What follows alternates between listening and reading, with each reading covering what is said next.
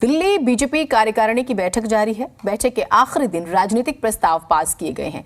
इस दौरान आप सरकार के खिलाफ प्रस्ताव पास करते हुए बड़ा हमला भी हुआ। बैठक में शामिल हुए केंद्रीय मंत्री अनुराग ठाकुर कहते हैं कि बीजेपी संगठन का विस्तार किया जाएगा। इसके साथ ही अनुराग ठाकुर ने कहा है कि 2024 में लोकसभा जीतेंगे और 25 में इस बार दिल्ली में बीजेपी की सरकार बनेगी। अनुराग ठाकुर आगे कहते हैं कि G20 को भारत के लिए गर्व की बात तो है ये हमारे लिए। बैठक में केंद्रीय मंत्री अनुराग ठाकुर के अलावा दिल्ली कार्यकारिणी के अध्यक्ष वीरेंद्र सचदेवा, प्रभारी वैजयंत पांडा, विधानसभा नेता प्रतिपक्ष रामवीर सिंह विधूड़ी, हरियाणा के प्रभारी दुष्यंत गौतम, दिल्ली के सांसद, विधायक, पार्षद, वरिष्ठ नेता, पदाधिकारी मौजूद हैं। बैठक के बाद बीजेपी प्रेस कॉन्फ्रेंस भी करेगी।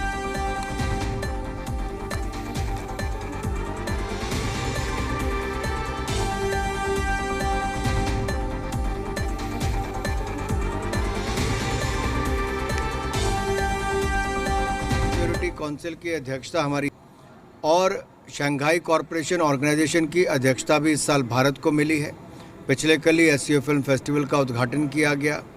इसके साथ साथ G20 प्रेसिडेंसी अपने आप में बड़े गर्व की बात है और देश के 55 ऐसे स्थानों में 200 से ज़्यादा मीटिंग्स होने वाली हैं। देश का हर राज्य, हर यूनियन टेरिटरी इसका साक्षी बनेगा, जहां पर हर कोई भव्य तैयारियां कर रहा है G20 की इस साल की। और एक जो बड़ी बात हुई है इस पूरी मीटिंग में वो ये है कि संगठन का विस्तार होगा। यानी कि क्या दिल्ली बीजेपी में कुछ तब्दीलियां होने वाली हैं? कार्यकारी अध्यक्ष हैं वही रहेंगे, कोई बदलाव होगा? कुछ मूल सवाल होते हैं कि किसे कौन सी जिम्मेदारी मिलेगी अगर बदलाव होता है तो, और किस तरह का बदलाव होगा? विस्तार भी होगा या सिर्फ विस्तार होगा, बदलाव नहीं होगा? तरुण हमारे साथ, हमारे सहयोगी जुड़े हुए हैं। तरुण, बेहद ही महत्वपूर्ण ये महामंथन तो हो रहा है, संजीवनी मिलेगी दिल्ली बीजेपी को, क्या इसमें से छन कर बाहर आ रहा है अभी? देखिए, कुछ फैसला इस बैठक के अंदर नहीं होना है। आपने जिस तरह से जिक्र किया जिम्मेदारी किसी से लेने का या किसी को बड़ी जिम्मेदारी देने का, कार्यकारी अध्यक्ष जो दिल्ली के अंदर हैं वो परमानेंट होंगे या नहीं होंगे, इन सवालों का जवाब इस कार्यकारिणी की बैठक से नहीं मिलने जा रहा है। इस कार्यकारिणी बैठक में एक पॉलिटिकल प्रस्तावना थी, उसको पास किया गया है, जिसका प्रारूप कल बीते रोज तैयार किया गया था। मूल रूप से केंद्र सरकार की क्या योजनाएं हैं जिनको लोगों तक लेकर जाना है, और दिल्ली सरकार के कार्य क्षेत्र के अंदर ऐसी कौन सी चीजें थी जो सही तरीके से नहीं हुई और दिल्ली के विकास के अंदर वो बाधा डाल रही हैं।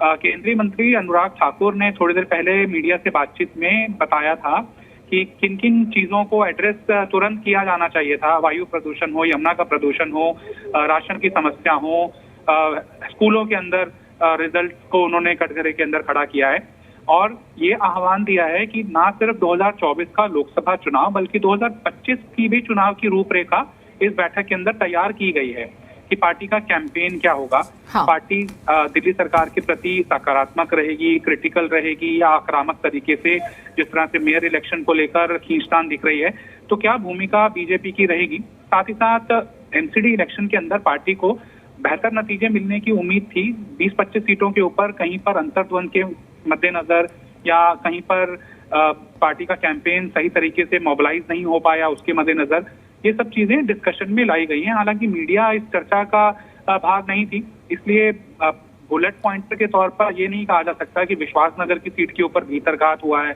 या फिर राजेंद्र नगर की सीट के ऊपर भीतरघात हुआ है।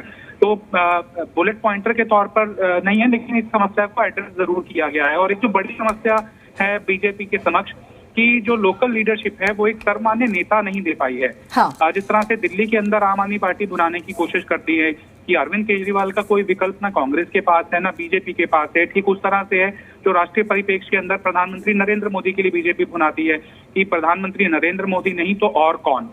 लिहाजा बीजेपी के लिए ये बहुत थ्रस्ट एरिया है कि इस लीडरशिप क्राइसिस को वो मैनेज करें। एक जगह पर अगर लीडर है तो बहुत आयता के अंदर है, एक सर्वमान्य फेस बीजेपी के पास नहीं है जिनको अरविंद केजरीवाल के बनाम बुनाया जा सके। किरण बेदी को लाया गया था लेकिन वो फॉर्मूला फेल हो गया। 20 के इलेक्शन में पार्टी बिना किसी CM के चेहरे के उतरी थी। 15 के अंदर डॉक्टर हर्षवर्धन के चेहरे पर उतरी थी, लेकिन बीजेपी को सफलता नहीं मिल पाई है। ये बीजेपी जरूर मानकर चल रही है कि MCD चुनाव के अंदर उनका वोट परसेंटेज बढ़ा है और जो नतीजे आशंकित थे वो संभावना में परिवर्तित हुए हैं। 100 से ऊपर सीटें बीजेपी 15 साल की एंटी इनकम्बेंसी के बावजूद लाने में सफल हुई है। तो बीजेपी थोड़ी सकारात्मक भी दिखाई दे रही है और थोड़ी अग्रेसिवली दिल्ली सरकार की नीतियों को कटघरे में खड़ा भी करेगी। लेकिन तरुण, एक चीज बताइएगा, आपने बड़े महत्वपूर्ण लगभग सारे ही पॉइंट्स रख दिए, चाहे केंद्र की योजनाओं का जिक्र हो या फिर प्रदेश सरकार को घेरने की बात हो या फिर जो क्राइसिस है फेस का लीडरशिप दिल्ली में स्पेशली।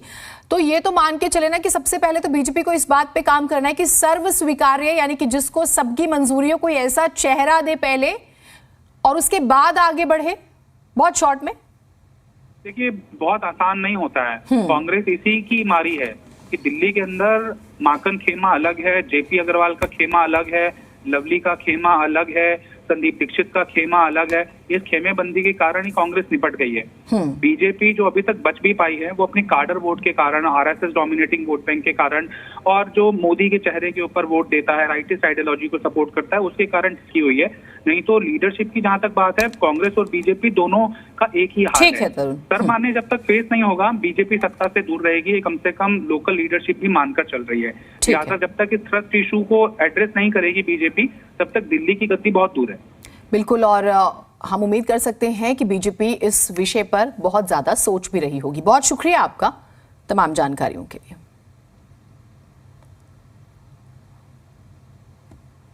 कुछ प्रस्तावों पर चर्चा हुई थी और आगामी जो कि राज्य में सरकार है, केजरीवाल की सरकार है, किस प्रकार अराजकतावादी तत्वों की तरह कार्य कर रही है, मेयर नहीं बनने दे रही, चुनाव में विलंब पैदा कर रही है। उसके अलावा जो दिल्ली की जनता ने उनको सोचकर चुना था, चाहे पानी की समस्या रहो, हॉस्पिटल की समस्या, स्कूलों की हो, भ्रष्टाचार हो, अनेक भ्रष्टाचारों में लिप्त सरकार जो दिल्ली को कुछ भी नहीं दे पाई, उस पर सब आंदोलनकारी कदम उठाए जाएंगे, उस पर संकल्प लिया जाएगा। और सारी भावनाओं को जो केंद्र सरकार ने हमें मदद की है, चाहे वह कोरोना काल के अंदर भोजन की मदद की, अब भी भोजन की मदद कर रही है, लेकिन राज्य सरकार उसमें काम नहीं कर रही है, मुझे लगता है वह सारे संकल्पों लेकर हम आगे चलेंगे।